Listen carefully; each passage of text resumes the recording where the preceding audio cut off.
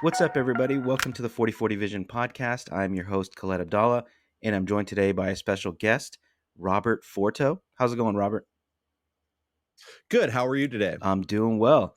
So, Robert is a dog musher, podcaster, and serial entrepreneur that lives in the wilds of Alaska with his pack of sled dogs.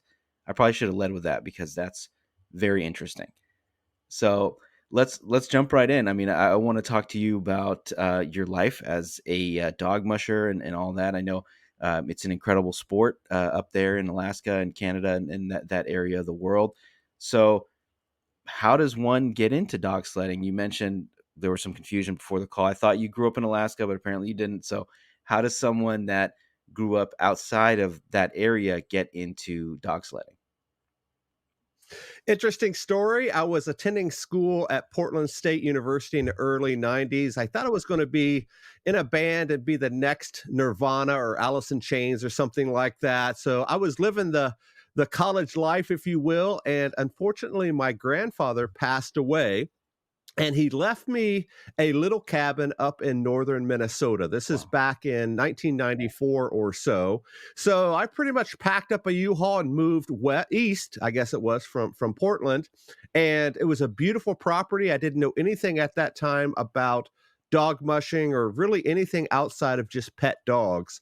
And I went to a movie called Iron Will. It was an old Disney movie that focused on the sport of dog Mm. sledding, and I fell in love with it. And before long, I had a couple of Siberian Huskies, and I had the acreage and the trails and all of that to have sled dogs. But those first two really caught the bug, if you will, and I grew my team from there and started racing and just doing everything dog sledding at that point. And that went on for many years. Ended up meeting my wife much later on in the early 2000s. We were living in Colorado at the time and getting older and having businesses at that point and so on and so forth. I knew this was something I wanted to do for a living.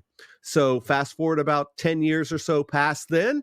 At that time, we had about 30 dogs or so, and we moved to Alaska. And this is truly the heart of the mushing community here. This is what they call the mushing capital of the world here in Willow, Alaska. And we have 35 dogs right now, and we just love the life. So, what other work do you do with dogs? And we can get back to the sledding, but when I went on your website, I believe you do some behavioral work with dogs as well. So, can you tell us more about that? Yes, I have been a professional dog trainer, if you will, since the early 90s, about the same time I got into sled dogs. And yeah, I've trained pretty much every breed imaginable out there in everything from basic obedience to advanced to service dogs to therapy, police dogs, the whole nine yards. I am pretty doggy, if you will. So yeah, I've definitely dipped my toe into the dog world, and that is our business right now. We own and operate Alaska Dog Works up here in Alaska. How does one get into that? Did you see this as your career path coming up, or did this something? Was it kind of a byproduct of the sledding where you thought, well, I'm already training these dogs to run, maybe I can train them in some other ways as well? If we go back a little bit, I had mentioned I was in school at Portland State. I had intended to be a veterinarian, and I realized very quickly I did not want to be in an office setting in any sort growing up, of course. So I had to figure out a way to work with my passions, and then, of course, still be able to earn a living that way. So I went to a training academy in Columbus, Ohio to become a certified dog trainer. This was about 94, 95, around that same time as everything. And was one of the first group of people that really became certified dog trainers. Now everybody in the world calls themselves a dog trainer, but learned from some of the best back then. And up to this date, we've probably trained 10,000 dogs and helped people all over the world. That's incredible. I mean, my sister is she has a master's in animal behavior. She took a similar path as Okay. you, Yep. wanted to be a veterinarian. I think she realized at some point she didn't like the hard sciences quite as much. So she Right. decided to pivot and she's working, with dogs and she is a certified dog trainer. So hopefully she doesn't get slighted by hearing your comment there. But I'll definitely be recommending your website and all that to her so she can check it out. She's currently working with chimpanzees in the Bay Area, doing some Oh, wow. yeah. So quite a transition from dogs uh, to chimpanzees. But so for the dog sledding, this is always something that's really interested me. It's obviously one of the oldest sports in the world. So how is the competition formatted? Is it just strictly a race? Can you tell us about some of the rules and regulations, things we may not know as outsiders? I really wanted to come on your podcast because you talk about sports Yeah, history and sort of the development of sports. And I thought that was cool because, obviously this is not football or basketball or soccer or anything like that. So I thought it would be interesting to share with your guests sort of a new sport, if you will. And I think this really fits in. The sport of dog sledding, like you said, goes back thousands of years. Obviously, they were using dogs to pull sleds back in, thinking about the Native American times in the early days of our country here in the United States, where they were using it for uh, similar to like we would use ox or horses or something like sure. that to pull gear and supplies and whatnot. And then what they did is they would just like guys do, we would become very competitive and say, "Hey, I think my dogs can beat your dogs in a race. Let's get together on the weekends and trade a little money, trade a little bit of supplies, and see who can win this race." And I'm thinking about Alaska in particular. So all of the trappers and hunters and things would get their dogs together and race on the weekends and try to figure out who had the best dogs. And that's sort of how sprint mushing started. Sprint mushing is a much shorter version of dog sledding compared to Iditarod and all that. We can talk about Is that it in a second. So they would like the drag racing of dog sledding almost? Yeah, sort of like the drag racing of dogs. Yeah, so they would do that. They would, run around the trails and figure out who had the best dogs, and of course, bragging rights in the villages, and that became a huge sport here in Alaska, especially back in thinking about early 1900s, 1910, something like that. And then the races started to develop from there. Of course, they said, "Oh, I think Max and his dogs can beat John and his dogs, so let's bring them together and start bigger races." And I think it was around 1905, 1910 or so, they started the All Alaska Sweepstakes. It was up near Nome, Alaska. And they started that race, and that went on for several years up until about the time of World War One, World War Two. And then the flu pandemic hit in 1918, I believe it Yeah. was. And of course, a lot of things stopped, very similar to how we went through it with COVID a couple of years ago.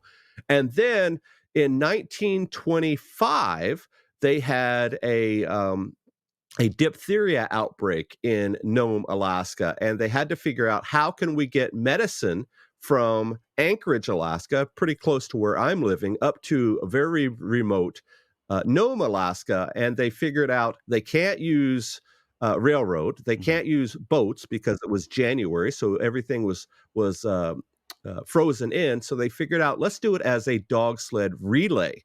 So And they what's the figured out distance how there? to Sorry, what's the distance between the two it was locations? about 700-ish miles or so, I Wow. think 725 miles. So what they did was is they shipped up this antitoxin serum from Anchorage to Nenana, which is up near Fairbanks.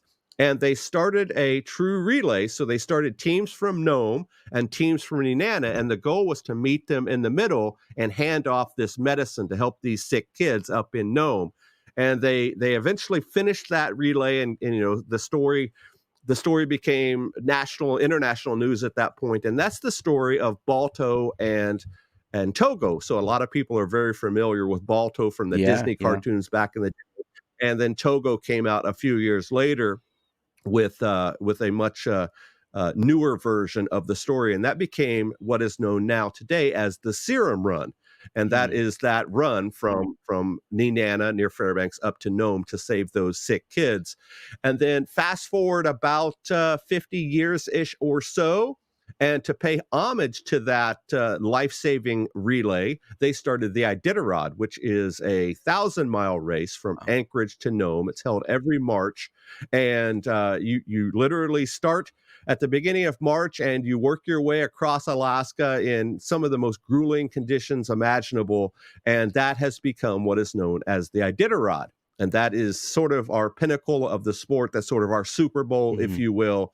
And that's the reason why we moved to Alaska. I still have not ran Iditarod, but that's a story for maybe later Yeah. on. But that's sort of a very quick history of how the guys were betting on their dogs back in the early days in the 1800s or so to today with racing sled dogs competitively. That's incredible. I mean, it's amazing how sport is so ingrained in like the human condition that we can turn anything into a competition, from transporting Yeah, supplies to just finding a way to get around in some difficult conditions to throwing a ball in a hoop. It's all essentially the same thing. I can do this better than you can, or I can do this faster than you can, and we can put some money on it or some supplies or whatever it is, and make things a little more interesting. So on for sure. on the Iditarod, I mean, you said that the Serum Run was a relay. Is the Iditarod a relay, or is this more of just a solo show with you and your dogs and your supplies? Can you tell us a little more about the format of the Iditarod?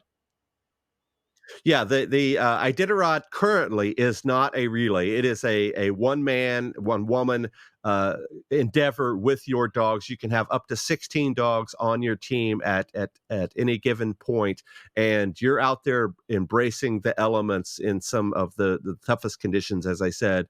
In the United States, for sure, it takes about 10 days right now to finish that in the top place. So just think about the distance. A good measure for your listeners is about from Denver, Colorado to Minneapolis, Minnesota. So imagine running a race like that on something about 3 inches wide. That's the width of the runners. And you're standing there at that distance in very interesting conditions, sometimes up to minus 30, minus 40 degrees below zero, and you're just working your way up. And interestingly, back in the early days in the 70s, they were doing this almost as a camping trip. Now they're just pretty much just going full bore, pedal to the ground.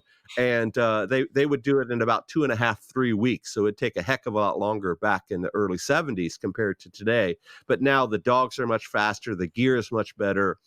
People have figured out how to sleep a lot less, and it has become a very intense race. And in terms of format, think about a very long marathon. And a lot of people that are listening are familiar with marathons where you're Mhm. just out there in just a grueling endeavor, if you will. But that just doing a marathon, and a good way to think about it is you're doing a marathon 2 or 3 times a day, every day for about a week and a half. That's sort of what you're Yeah, I was doing. gonna say it's more of like an ultra marathon, like times 10. Yeah.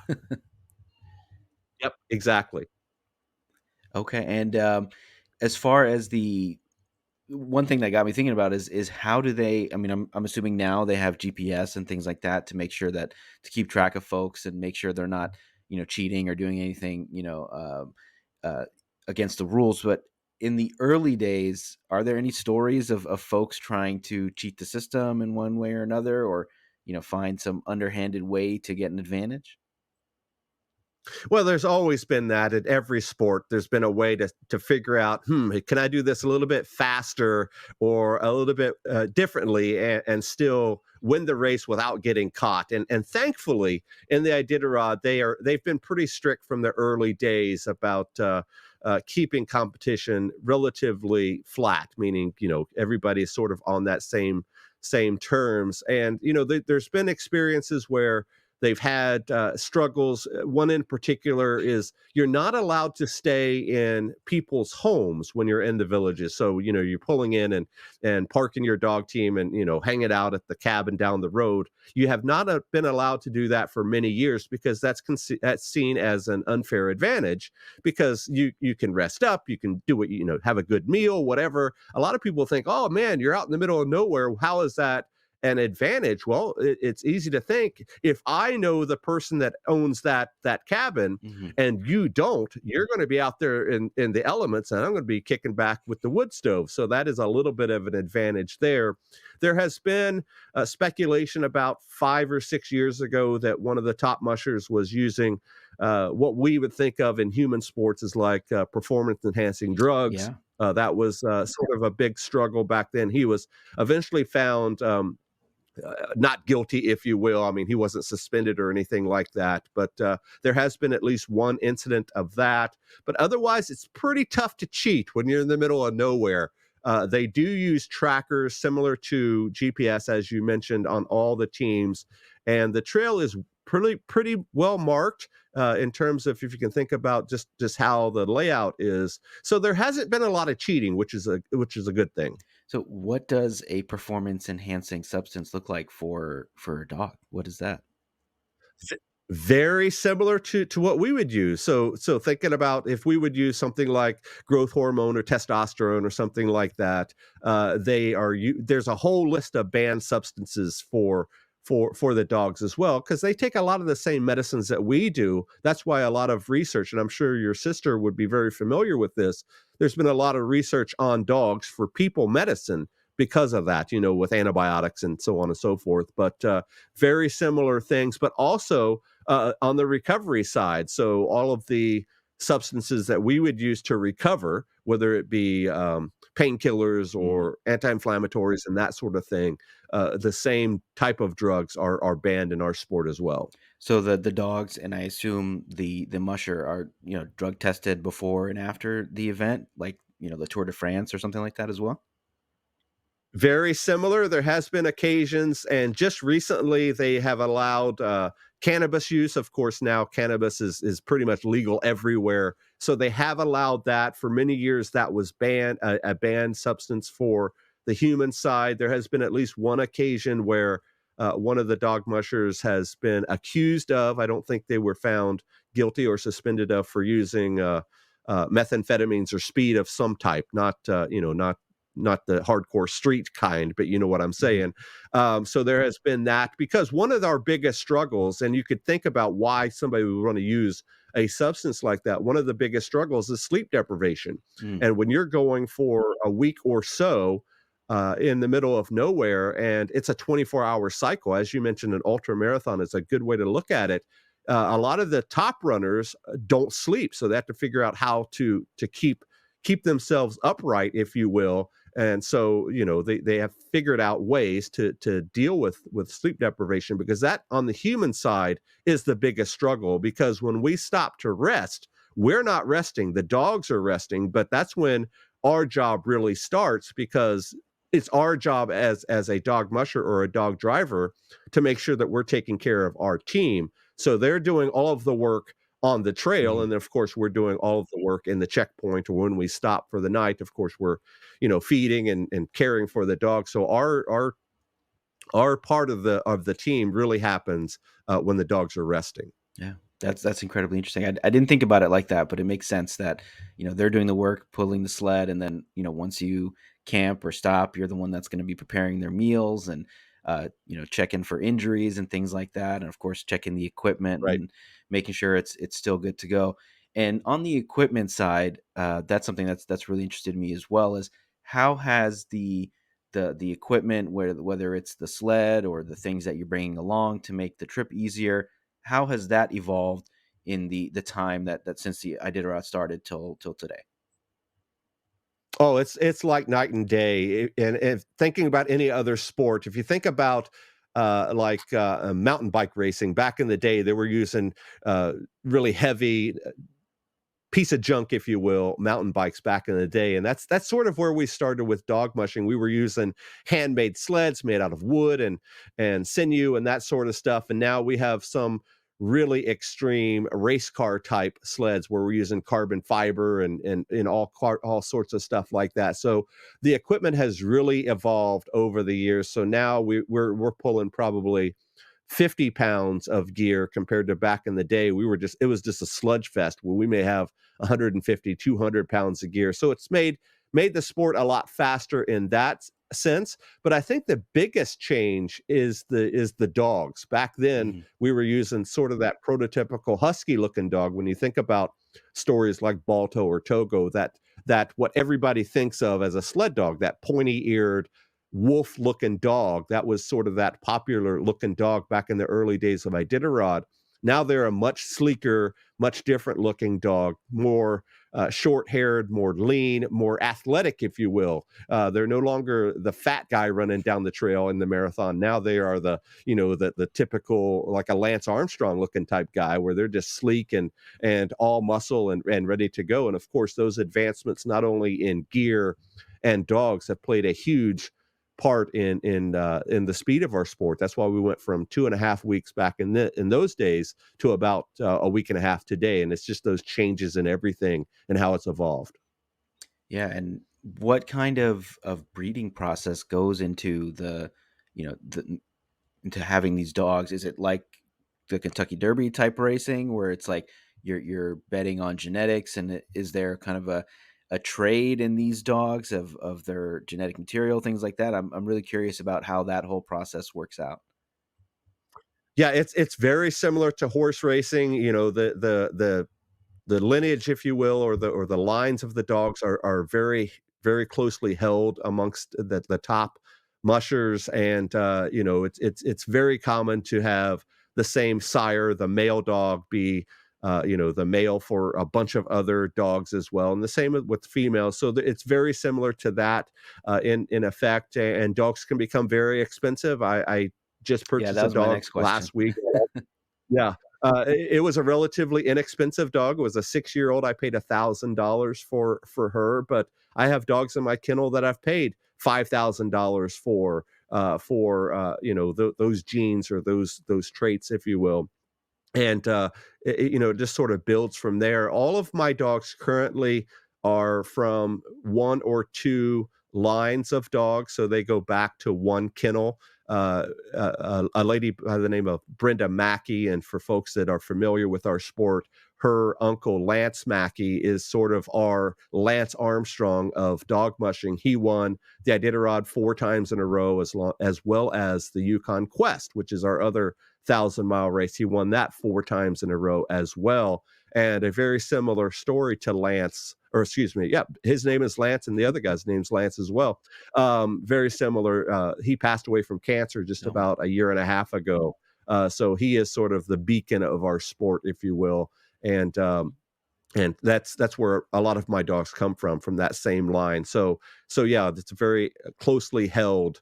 Um, I don't want to say secret, but you know what I mean. That batch, once you get a hold mhm, of them, you don't want to let them go. And I'm sort of in that middle class of mushers, if you will. So you have the very elite folks at the top, the very competitive mushers up there. Then you have that middle group where I would stand, and then of course you have a lot of the recreational mushers below us that they're using rescue dogs, or they're using dogs that they get that are sort of rejects mm. from other kennels. So they don't have the ability to use those lines from other top mushers, so they just use what they can, and that's very similar to other sports. If you think about, you have this kid on your team that goes to camps, and he's the all-star pitcher in little league, and his parents have all the money, and he has the best coaches, and you have the kid that just shows up, and he's struggling to be one of the top players. So it's similar in all sports. Where the money goes is where the competition rules, Mhm. I guess. Yeah, the parallel I thought of was I know there's like NASCAR teams that don't have the funding to actually finish a race. They don't have the funding to build Yep. a good enough car to finish the race, but they're just there to run a few laps and show their sponsor off on TV and make their money and then call it a day. So I imagine you can't just show up to the Iditarod just like, maybe the Boston Marathon or something like that. Like you have to qualify and prove that you're able to handle these sort of things. So what is the qualification process for some of these longer races? You mentioned that the Yukon run as well. What does that look like? What's that process? Yeah, the Yukon Quest, Quest, sorry. in a format before COVID, was very similar to the Iditarod. It was a 1,000-mile race as well. They've sort of changed that a little bit because of COVID and dealing with, travel restrictions back to Canada and all that. But aside, the Iditarod, sort of as our pinnacle of the sport, does require qualifications. As you mentioned, you just can't sign up and show up to the starting line. We have to run 750 miles of races and have to have what they call a report card sent to the Iditarod, and that is the race officials and the veterinarians and all that get together and say, hey, is this guy qualified to do this, because we're sending him out into the wilderness. So we have to do those 750 miles, and that includes two 300-mile races and then one at least 150 or 200-mile races to do that. So there is a qualification process because, unfortunately, back in the day, people did just show up and Mhm. say, here's my entry fee, I'm ready to run. And of course, they struggled. But if you think about it, a 300-mile distance is much different than 1,000-mile difference. If we use that analogy from Denver to Minneapolis as our gauge, that's 1,000 miles. Well, Denver to, I don't know, less than Omaha, so only 300 miles from Denver is Omaha, Nebraska. There's still a heck of a lot of trail out there from Omaha to Minneapolis. So you can still find a heck of a lot of trouble out there. So that qualification process is good. It's not perfect, but there's still struggles along the way. So it's supposed to prepare you, but it does not prepare you. You know, you can go out and run a 5K to train for a marathon, but until you get on that marathon course, that 5K is not going to prepare you for Mhm. sure. What are the most common problems that folks would run into? I mean, obviously the grueling conditions and all that stuff, but yeah, what are the main issues that folks run into when they're running this race? I think the biggest issue is just the remoteness, and people just aren't prepared for that as rookies going into our sport. You know, if you're out on a training run and you know that you're going to be home and sleep in your own bed at night, it's a heck of a lot easier than, oh my goodness, I'm not going to be home for a week and a half. That's a really big change for you. So I think the remoteness really hinders people. Of course, the trail conditions itself on the Iditarod Trail in particular, there's really three sections. There's a very intense section on that first third of the race where we're going over the Alaska range, which is literally up and over some of the tallest mountains in the United States on a dog team. And then we have a very remote section in the middle, which is down the Yukon River. So it's just pretty much days upon days of running on one of the largest rivers in the United States. And then we come up on the third section of the race where we're literally running on the sea ice for several miles. So in the middle of a frozen ocean. And if you did watch that movie Togo, that is the section in the movie where he was really struggling with his dog team. It was out on that last third of the race. And there have been times where people have made it all the way to that last checkpoint, 25 miles from Nome, and their dog team just shuts down and they can't go any further. Their dogs say, hey, we're done, dude. We're not going any further. We're done. So they get, 950 miles from the finish. And it's truly that agony of defeat moment, and they just can't go. I know there's a story that there was a guy several years ago whose dog team shut down, and the checkpoint is called Safety. It's about 25 miles from Nome, and his dog team just said, "You know what, dude, we're done. We're not going any further." And he tried and tried and tried, and they would not budge. So what he did is he just packed up his gear and just started walking. He said, "I'm going to see if these dogs will follow me." And he just started walking down the trail and just started huffing it. And before long, the dog said, where's our leader? Where's our driver? And they eventually picked up and caught up to him, and he jumped on the sled and ended up finishing the race. But he knew that he had to do something, otherwise they were going to get stuck there and really be bogged down.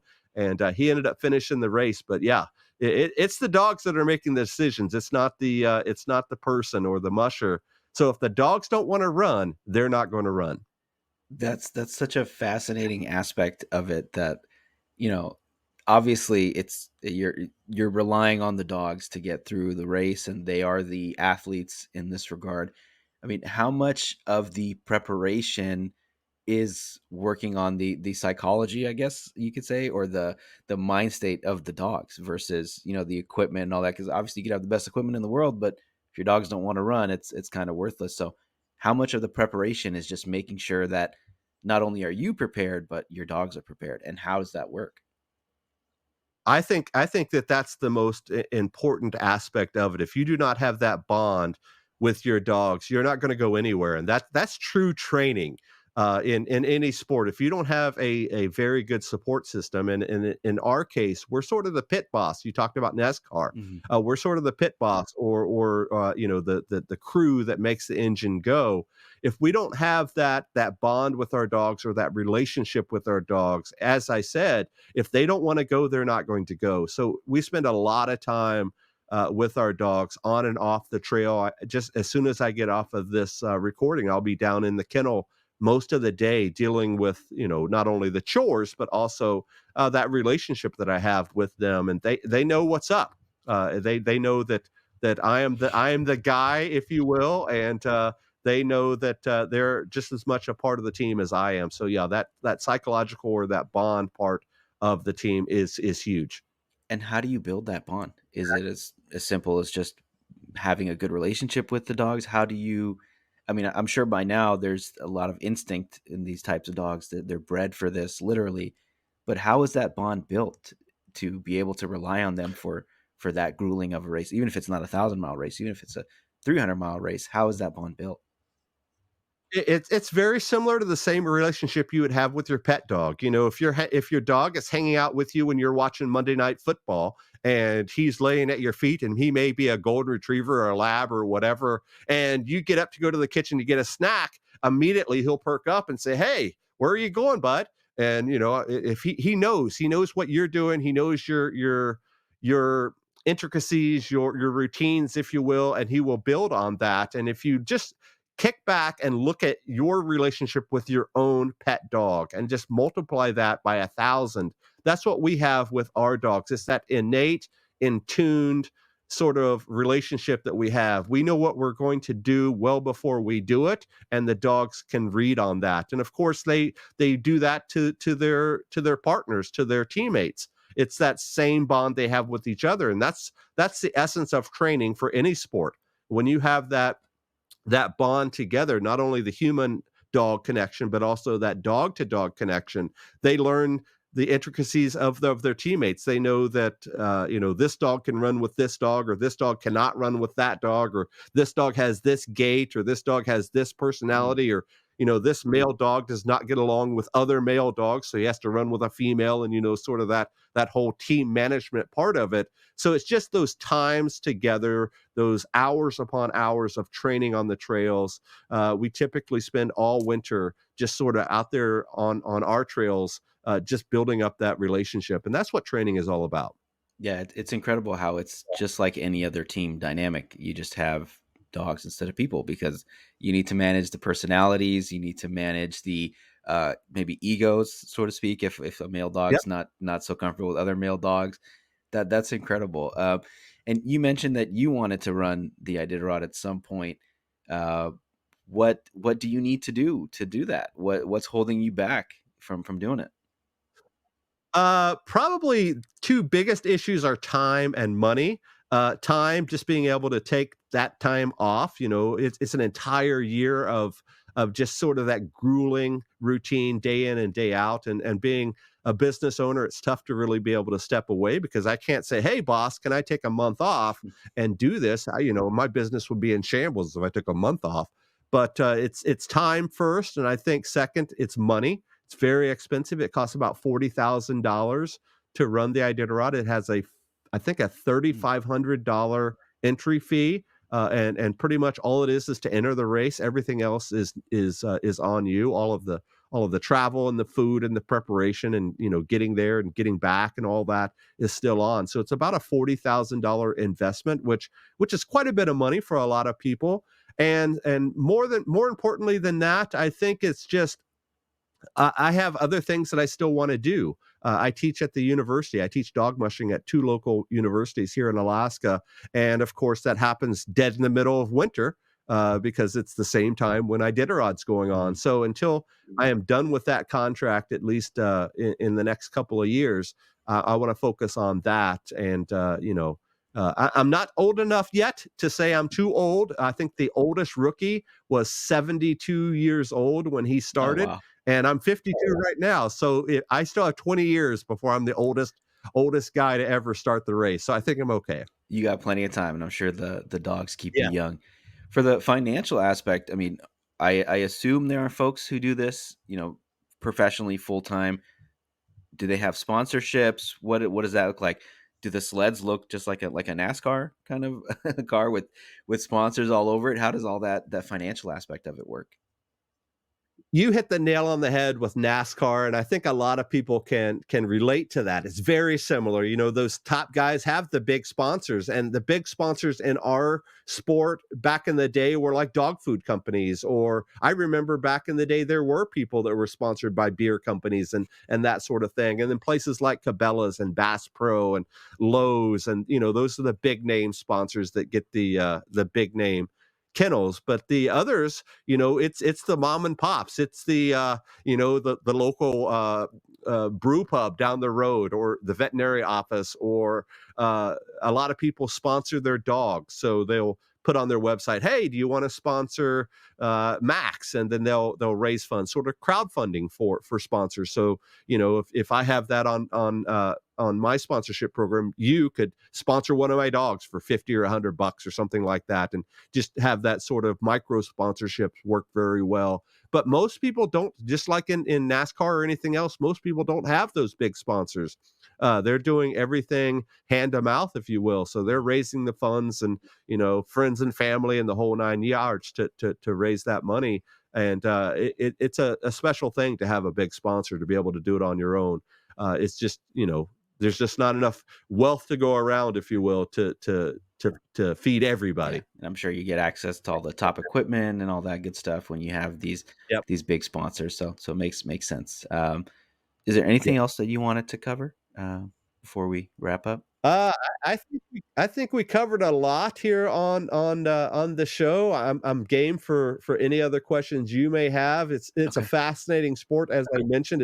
It's a heck of a lot different than football or basketball or soccer. I think, like, yeah, I just said, I think it's very parallel to NASCAR or the Tour de France or something like that. So I would encourage all of your listeners to go check out those couple of movies that are on Togo and Balto, to kind of give you an idea of what the sport's like. As I mentioned at the top of the show, I started by watching another Disney movie called Iron Will. It came out in the early 90s. I think that's probably the best representation of our sport in terms of popular media or popular culture. I think that really shows what the sport's all about. And it's just a fascinating way to live. It truly is a lifestyle. It's not just a something that we do on the weekends. It's not like those 5Ks where I wake up on a Saturday morning and say, "Honey, I'm going to go run a 5K." This is something that we live and breathe to do every single day, and this is what takes up 24 hours of our day, every day, 365 days a year. Yeah, that's a great way to put it. It's a lifestyle, not a sport or a hobby. Right. So, where can folks find your work? How can we support your work? One thing that on your website that really caught my eye was that you train dogs to help autistic kids, so emotional support dogs, things like that. How do we support you, and where can we find your work? Best place to find me is at Robert Forto. That's spelled Forto. I'm on all social media, and you can find me there and connect, whether it be on your favorite Facebook, Twitter, X, or whatever it's called now, TikTok. We're all there, and all of them will link back and forth. I do have a podcast called Dogworks Radio. I've been doing that since 2009. We talk all about dogs there. We just bought Mushing Magazine. It's the largest publication for Oh, our wow. sport. We just bought that yesterday. I traveled up to Congratulations. Nome, Alaska. Thank you to buy that. So we are going to be on mushing.com. So we will be there very soon. But yeah, just look my name up and you will find me. And I would be happy to connect with any of your listeners and answer any questions that they have. Yeah, and your website is robertforto.com, correct? That'll get you there. And of All course, right. there's links to everything else. Okay. Yeah, that was where I found you, or at least I was able to do some research on you. So I appreciate your time. Thank you so much for educating me, educating our listeners. As far as the 4040 Vision podcast goes, you guys know where to find us. Wherever you're listening, please leave us a review. Make sure to subscribe, and you can find us on all the major social media platforms at 4040 Vision Pod. Thanks, Robert. Appreciate you. Thank you.